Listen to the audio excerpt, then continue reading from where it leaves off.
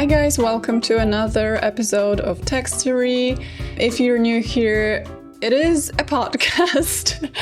Wow, it's a podcast where we pick a historical text, we read it, and we learn. We learn and we laugh. Laughing and learning is what it's all about. It's not though, no, it's actually much more exciting than that, but that's pretty much the premise. And if you like it, you can support me by going to patreon.com/textory. I have a Patreon where I post things related to the podcast or not related to the podcast in any way, but that I find interesting. So go and do that. And let's jump into it. Today, we are talking about a man that I have had a massive crush on for years. And sadly, also, that man has been dead for almost 60 years at this point. So safe to say, I never really stood a chance, which is honestly tragic. But also, as you will find out, he was not the epitome of loyalty and good character at all times. So we'll get into that. But first, if you've ever been into silent films, you will recognize basically three major names in slapstick comedy. So, of course, we have Charlie Chaplin, who sort of became a slapstick icon. We have Harold Lloyd, who is a little less known. What I see when I think of him is like his gorgeous makeup and him hanging off from a clock tower. And then Buster Keaton. Now, I am a taken woman. I do believe my boyfriend is the hottest man alive. However, I will say for the record that Buster Keaton is also pretty high up there if you ask me. I think it's not only because he's hot, but it's also partially due to his on-screen persona. So his characters are usually these charming, very unlucky, usually quite poor guys with a deadpan facial expression, or just like lack of any expression whatsoever. So he goes through life with like a lot of misfortunes in his way, but he keeps sort of this deadpan face. So Buster was born into a performer's family. It goes way back. His parents were vaudeville actors, and they actually met working in his mother's family show first. So Myra, who was Buster's mom, was working in her father's medicine show. So they were basically touring the US showing some miracle product. I mean, medicine shows were incredibly popular in the 19th century, especially in like remote areas of the US. So you would have people traveling, setting up a small stage and setting up a show to introduce you to a medicine product or a drug that was supposedly a solution to all your problems. So they made good money doing that, I'm assuming, because it was very popular. And while working for her dad's medicine show, Myra met Joe, who also joined the show at some point. He was also presenting or performing. And Myra and Joe got married and they began performing together. They were also performing in medicine shows, but they were also doing vaudeville shows together. Then when the children came along, naturally, they were sort of dragged into the vaudeville act. So Buster, who was the oldest of three siblings, he began his vaudeville career at the ripe age of 3. The group was called the Three Keatons. I mean, obviously that makes sense. And the acts were actually horrific. So basically, the premise of most shows was that the mother would be playing saxophone on the stage, and Buster, at like age 6 or 4 or whatever, just the kid, he would pretend that he's like up to some mischief and he would be disobeying his dad, and his dad would simply take him and throw him around the stage or even like throw him at the audience. That was like the point of the act. It was to stretch the limits of how much Buster can be thrown around without sustaining an injury. And usually they managed to get pretty far, which is crazy. Like, imagine you're like, oh, there is a circus in my town. Let me see what they're up to. And then you end up seeing a show of a kid being thrown around like a rag doll. However, regardless of how crazy that is, Buster himself said that he actually had a lot of fun during the shows and that he would sometimes even laugh as he was being thrown, but he noticed that that made the audience laugh a lot less. So instead, over time, he was like, okay, maybe it's better if I keep completely neutral. And that's when he adopted his famous deadpan expression. So unfortunately, his father was drinking quite a bit as they sort of developed their vaudeville career. So despite eventually gaining a lot of recognition, the family business eventually just sort of broke down. And Buster ended up in New York focusing on films instead of stage. He was a grown-up at that point, so he got into films. How did he do? One of his co-directors, Eddie Klein, years later said, "No movie actor ever had a faster rise to stardom than Buster Keaton. In less than 2 years, he was famous all over the world." So I'm assuming he was doing quite well at the beginning. Now, whatever happened to his career and how it sort of evolved, we will hear about that in a minute, because today we are reading My Wonderful World of Slapstick. So it's Buster's autobiography published in 1960.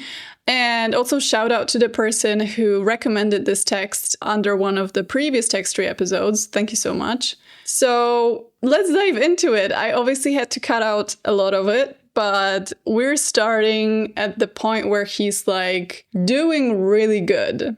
He is thriving as a slapstick actor. In those free and easy days, we all had fun making comedies. We worked hard. We stayed with the story all of the way. In the old days, all of us, Chaplin, Lloyd, Harry Langdon, and myself, worked with our writers from the day they started on a story. Harry Langdon, if you're unfamiliar, he was also one of the big names at the time. I think over time he sort of dropped off, and it was down to Chaplin, Lloyd, and Keaton. We checked on the scenery, the cast, the locations, often going on trips with the unit manager to pick these out ourselves and make sure they were suitable. We directed our own pictures, making up our own gags as we went along, saw the rushes, supervised the cutting, went to the sneak previews. I find it really interesting that they were basically that much involved, because as we know, the film industry nowadays is very structured in a way. Everyone has a tiny role to play. No one wants to overstep their competences, and it's actually seen as very sort of in bad taste to be suggesting anything that is outside of your range. So for example, if you are a camera person and you start asking the set designer to do something differently, then you're sort of overstepping your qualifications a bit. And then the set designer's like, that's my job. So everyone gets irritated and it's a mess. I've been through that. I mean, luckily no, but I've been through the learning process of trying to understand why it has to be the way it is. And it basically comes down to there is so many people involved that you need to be very, very clear about who has any say in anything. So the fact that they were basically directing their own movies without in fact being directors, because there were always some other directors involved, is quite interesting, because it means that they enjoyed a lot more creative freedom than perhaps modern actors do. While I was making the Saphead, Joe Schenck bought the Charlie Chaplin lot and renamed it the Keaton Studio. When I finished that picture, he turned over Arbacle's unit to me and handed me a new contract, which gave me $1,000 a week, plus 25% of the profits my pictures made. I suggested that I make only features in the future, but he wouldn't agree. Schenck insisted I return to the two-reel field. I couldn't convince him that comedy features were the coming thing. If I'd won that argument, it could have made a big difference in my career. Neither Chaplin nor Lloyd were making features at that time, and I would have had a head start on both of them. So a little bit of context. He's saying that they set up the Keaton Studio, so basically his own film studio that would be focused solely on making his own films. what's fascinating is that cinema was so young at that point that it wasn't set in stone like it is nowadays. Like, features are over this length, comedies are usually this format, blah, blah, blah. All those industry standards that we know nowadays. And back then it was all sort of, I don't know, it's down to you what you invest in. And throughout this autobiography, he's actually very, like, he reflects a lot on the choices that he's made. And he's like, oh, what if I had done this? What if I've done that? And that's probably because his career did not exactly go the way he wanted it to, or he had some regrets. And he was thinking, okay, knowing now what I know compared to back then, would I have done something differently? Would it make a difference? So he's like, if I was the first one that was making comedy features, so long comedy films, instead of two reelers, which were basically 20 minutes short films, would that put him forward in front of Chaplin or Lloyd? I was always puzzled later on when people spoke of the similarities in the characters Charlie and I played in movies. He's talking about Charlie Chaplin, of course. There was, to me, a basic difference from the start. Charlie's tramp was a bum with a bum's philosophy. Lovable as he would steal if he got the chance. My little fellow was a working man and honest. For example, let us say that each wanted a suit he saw in a shop window. Charlie's tramp would admire it, search his pockets, come up with a dime, shrug, and move on, hoping he'd be lucky next day and have the money to buy it. He would steal the money if he couldn't find it any other way. If not, he would forget all about the suit. Though my little man also stopped, admired the suit, and had no money to buy it, he would never steal to get it. Instead, he would start trying to figure out how he could earn extra money to pay for it. During the years the three of us were doing good, we had no failures. That's right. There were no flops for any of us all through the golden 20s. He's still talking about him, Chaplin, and Lloyd. Nothing but smash hits all over the world. Often our silent comedies outgross the feature films made by the popular romantic performers in Hollywood. When we were making two-reelers, theater owners would build them above the full-length films they were showing. Charlie Chaplin and Harold Lloyd, from the start, were smarter businessmen than I.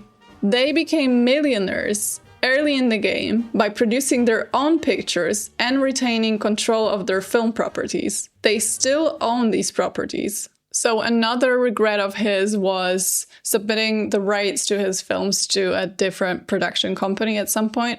We're going to talk about this, but basically he ended up not earning money from those films when he was eventually fired. So that was one of his other regrets. I loved having my own studio. I was able to supervise each phase of my pictures. Movie making was a very informal business in those days, of course. When the boss walked into a studio, the carpenter and the electrician would call him by his first name. The greatest thing about working in a small studio like ours was having the same bunch of men going with me as a team on each new movie. The director, 2 or 3 writers, and myself would figure out the story. But the others, the prop man, the unit manager who found our locations, the 2 cameramen, and the cutter, all sat in with us. Because we worked this way, each man in the crew knew what would be required of his department, thereby eliminating much of the fantastic waste of time, energy, and money that later went on in the big studios. 2 cameramen, by the way, were necessary in those days because we shot everything with 2 cameras placed side by side. One made the negative for the American market, the other the negative for the market abroad. After the first American print had been cut, edited, previewed, furnished with subtitles, and was ready for release, the European negative was matched to it and shipped abroad, where title and subtitles were translated into the various foreign languages. I have to say I don't really understand this. Like, I don't understand why they just wouldn't make one negative without any subtitles and just send it and then work on it themselves. I personally don't get that. I mean, I wasn't alive back then, so maybe it made sense. The cast for our 2 reelers was always small. There were usually but 3 principals. the villain, myself, and the girl, and she was never imported. She was there so the villain and I would have something to fight about. The leading lady had to be fairly good looking, and it helped some if she had a little acting ability. As far as I was concerned, I didn't insist that she have a sense of humor. There was always the danger that such a girl would laugh at a gag in the middle of a scene, which meant ruining it and having to remake it. I mean, I don't think people appreciate how difficult filmmaking was back when people still used actual film to film it. Because A, it was expensive, B, there were so many technical difficulties that so many things could go wrong during filming. That is why when you see those like vintage Hollywood bloopers, the first thing that actors do after messing up is like profusely apologizing because they just wasted everyone's time and money. And it's still a little bit like that nowadays, but now we are so used to having to do retakes and reshoots that it's not that big of a deal. But back then, when the scene was set up, when the camera was rolling, those were like literal dollars that you were wasting within like seconds of you laughing. Even in those early days, we pre-tested pictures by sneak previewing them before an audience. It was important that the audience not know they were seeing a picture never shown before. Otherwise, they became self-conscious and their reaction was correspondingly untrustworthy. After such a sneak preview, I have cut out scenes that we had thought side-splitting when we looked at them in the projection room. I have also left in scenes which I had considered weak, but which the audience greeted with hilarity. It's really cool that he was basically there to witness people's reaction and be like, okay, we need to get rid of this scene because this joke is not landing well.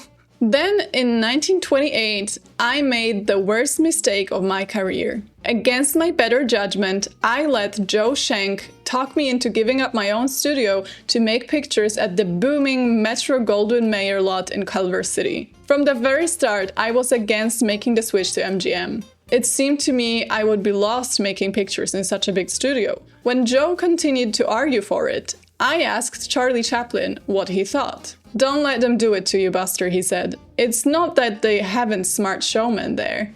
They have some of the country's best, but there are too many of them, and they'll all try to tell you how to make your comedies. It will simply be one more case of too many cooks." Harold Lloyd was of the same opinion. Both Charlie and he had retained their own units.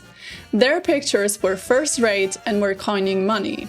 I was so impressed by what they said that I asked Adolf Zukor, head of Paramount, if he would be interested in releasing my pictures. I explained that I wanted to make them in my own studio. Zukor just shook his head. He explained that he had just completed arrangements to release Lloyd's pictures and that having two comedians on Paramount's list made no sense. But he wasn't fooling me. Zukor was interested, all right, but on his desk, as we talked, lay a directive from Will Hayes, the movie czar, which said, "Buster Keaton is the exclusive property of Metro-Goldwyn-Mayer." It's crazy to me how they literally wrote like, "This man is our property." And it is difficult to grasp how oppressive early movie contracts were to the actors. There is so many stories of actors being like literally abused by the movie studios in early cinema because the contracts were basically like soul selling.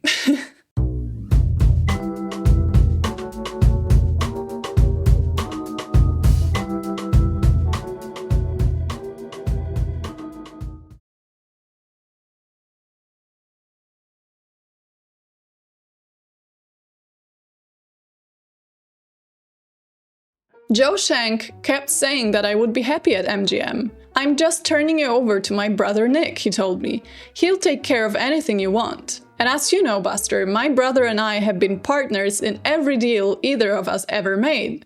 It will be the same as though you were still working for me." "You mean I have no choice?" I asked.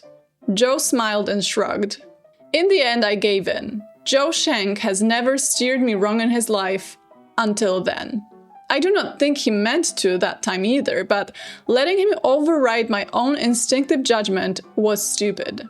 As I have said, it turned out to be the worst mistake I ever made. An obvious difficulty of working with different specialists on each picture was that they so often behave like prima donnas. Having less to gain through pleasing me than men on my team would, they were often more interested in getting outstanding results for their specialty instead of cooperating fully to get the story told in the quickest and best way possible. Not being on a team, they rarely forgot that their next assignment depended on their work standing out, instead of being subordinated to the excellence of the picture as a whole. Under MGM's system, each craftsman was more beholden to the head of his department than to me. So he's basically complaining about not having a team to work with anymore. He used to have a set team of friends that would just make films with him, and now he was working with skilled craftsmen. So this is more similar to modern movie making, but what he's complaining about is that everyone is so preoccupied by trying to deliver their best work that they don't cooperate at all. If they had been part of my regular unit, I could have controlled them and kept them working as a team interested chiefly in the production itself. For example, sometimes, if a corner was not perfectly lighted, we would not care enough about this to stop the camera, bring in more lighting equipment and reshoot the scene. But the electrician, who worried about being criticized by his chief, didn't care how long he delayed us so long as he got his lighting exactly right. I wonder if the institution of the first assistant director existed back then, because that's basically a person that goes like, we need to leave this right now because we are out of schedule actually. The fact is that no picture ever became a smash hit because of its perfect lighting, wonderful sets, or exceptional camera work. The story was always the thing, with the star next in importance. And then he's talking about the sound revolution in cinema, which is a topic I'm personally so interested in because it's just mind-blowing to think that it happened like so fast, but at the same time, I don't know, it's just fascinating to me that people just took silent movies as sort of a default, and then all of a sudden they're like, wow, there's this improvement that we can use, but it actually affected the industry so heavily. So he's talking about that. Until the coming of TV, nothing ever rocked Hollywood like the talkie revolution. Talkie was a name that they used for movies with sound, basically. Like movies with dialogue were called talkies early on. Women fans were dismayed to learn that John Gilbert, the man of their romantic dreams, had a squeaky voice. They also lost interest in Norma Talmadge, the screen's greatest lady, and scores of other fabulously paid silent stars whose real voices did not fit the personality which the public had imagined was theirs. Warner Brothers in 1926 became the first studio to exploit talking pictures. But it took the other studios several years to accept the unpleasant fact that the talkies were not just a fad. But the talkies did not wreck my career. Quite to the contrary.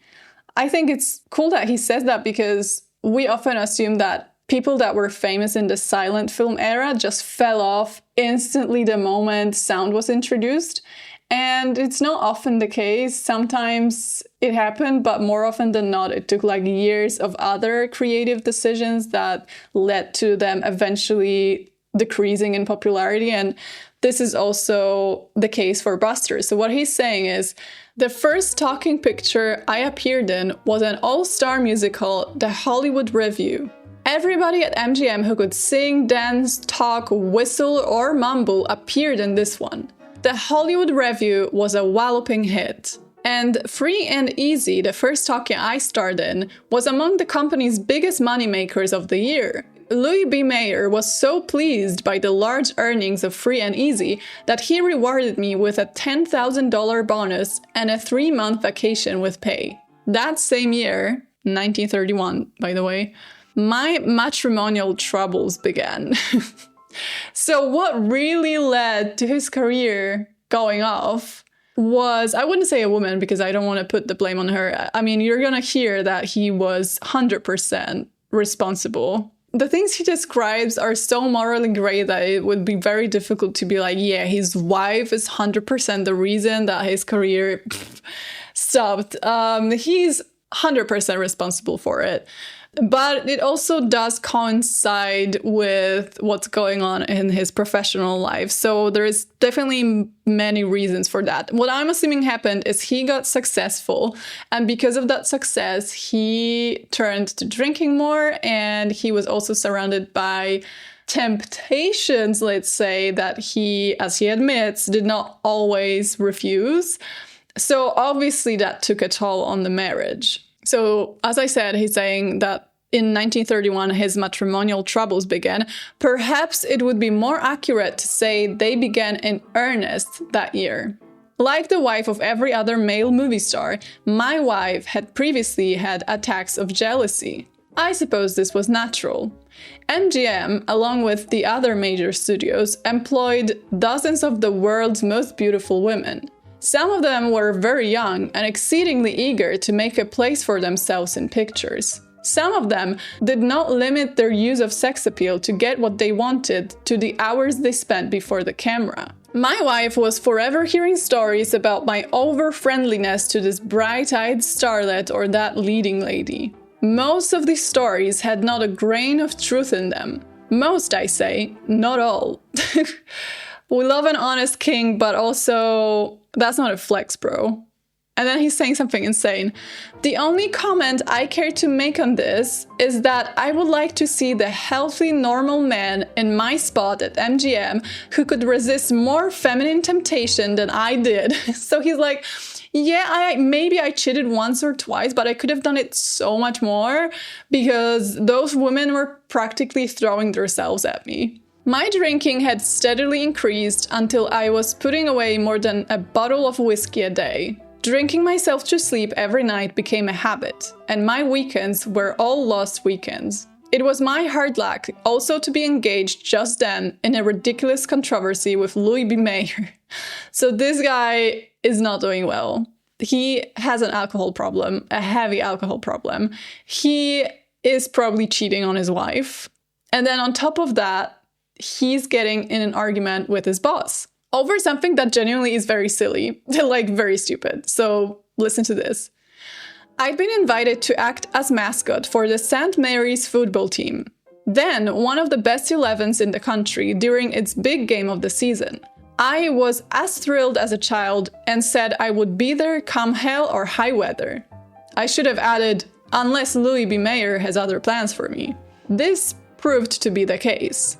He liked to get his stars, and Mr. Mayer never thought of us of anything else but his stars, to make fake movie scenes for small groups of visitors from out of town. This is difficult to comprehend. Just imagine like going to one of Hollywood studios nowadays, and there's like, I don't know, Margot Robbie and Idris Elba improvising a scene for you as a tourist.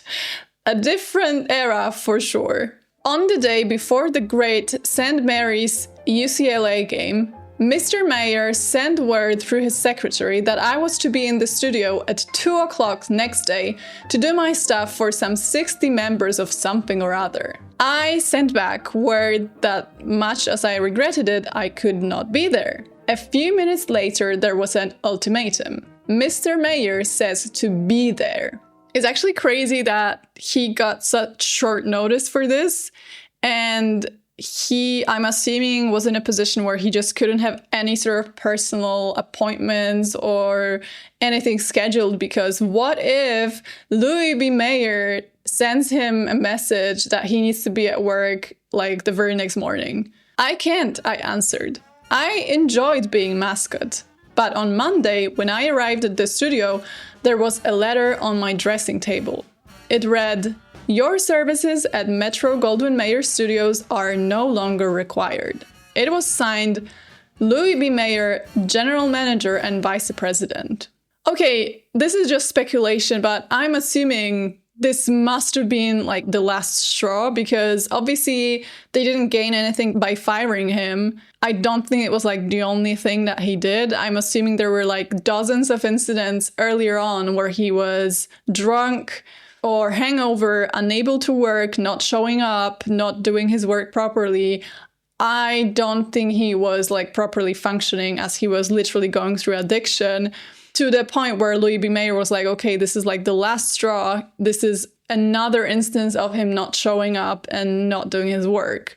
My theory is that's what happened here. There must have been some earlier tensions, because I don't think they would have done it just like out of nowhere, just because they didn't like him. Like, I don't think that's how studios worked back then. Like, as he said, stars were always stars. They were pure gold to them. So rejecting that gold, there must have been a solid reason behind it. Losing out at MGM made me poison at the other major Hollywood studios. None of them seemed to want or need me. I don't know what wild rumors went around about my unreliability and alcoholism, but in that tightly knit one industry town, there were then 7 major studios in a position to spend on a picture the sort of money that my comedies cost. No offers came from the other 6: Paramount, Columbia, Warner Brothers, Universal, Fox, or RKO. I think his perception of his addiction must have been surely different from the people that he worked with. I guess we'll never know whether or not that affected his work ability, or like how justified Louis B. Mayer was in firing him. But it is definitely true that back then you could 100% get blacklisted and you would just not get hired at all. So he mostly just went to work abroad. Isn't it true that the geniuses of the world are those who channel all of their energies in one specialty? Not long ago, a friend asked me what was the greatest pleasure I got from spending my whole life as an actor. There have been so many that I had to think about that for a moment. Then I said, like everyone else, I like to be with a happy crowd. This thrilling acclaim was given me in London, Paris, Mexico City, and practically everywhere else I have traveled. I was recognized and hailed when things were going great for me, and also in the years when I began to think I was forgotten. There was a day in 1950 when we arrived in Genoa, where Eleanor and I were to start a 12-week musical comedy tour in Italian theaters. Eleanor is his wife, I think. I was standing on the deck looking down at a gang of stevedores working on the dock 30 feet below. One of them recognized me, nudged his neighbor, and pointed. All at once, the whole gang stopped working to yell, "Booster! Buster Keaton!"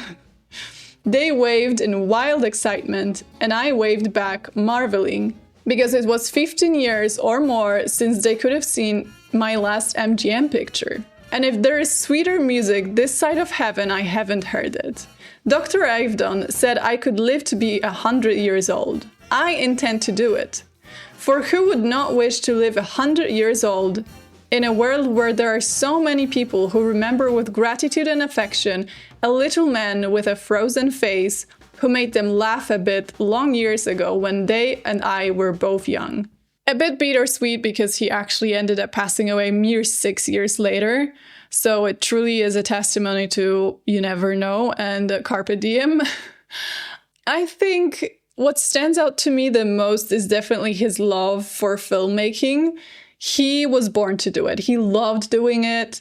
He was not necessarily an actor per se, even though he mentions how the reaction from the audience always is very rewarding, but he was a filmmaker in a full sense of that word. He was a director, he was a stuntman. He also mentions how doing stunts affected his health because, contrary to the popular belief, he was not made of steel and he actually ended up getting a few fractures. Like, he definitely broke his leg, I think. He also had something with his neck or spine at some point. I don't remember, but there's like a plethora of things, of injuries basically, that he sustained during his work. And still, you can tell that movies were his like main love. He was a performer and he loved performing, but also the whole movie industry was his entire life. And I think it often stands out when you read autobiographies or memoirs of artists, is how devoted they were to their art. None of them at any point are just like, yeah, that was kind of pointless. I don't think there was any point in me sacrificing so much to make art. All of them are like, yeah, that was it. That was what I was born to do. And I think it's very encouraging if you're into art in any way, is that I don't think there is an artist that's like, I kind of regret doing art. Unless it cost them too much, unless it came before their well-being. That's not good. We don't want to go there. Take care of yourself. But whenever they had to choose art above like regular work or above comfort, they would over the years be like, yeah, that was the right decision.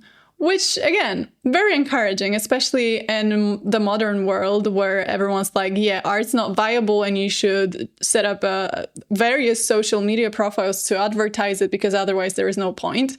No, you can make art and beautiful things just for the sake of it. Just make sure you have food on your table because it's hard out there. But if he could do it, maybe so can you. I hope you guys enjoyed this episode, and don't forget to check out my Patreon at patreon.com/textory, and I'll hear you in another one. Bye!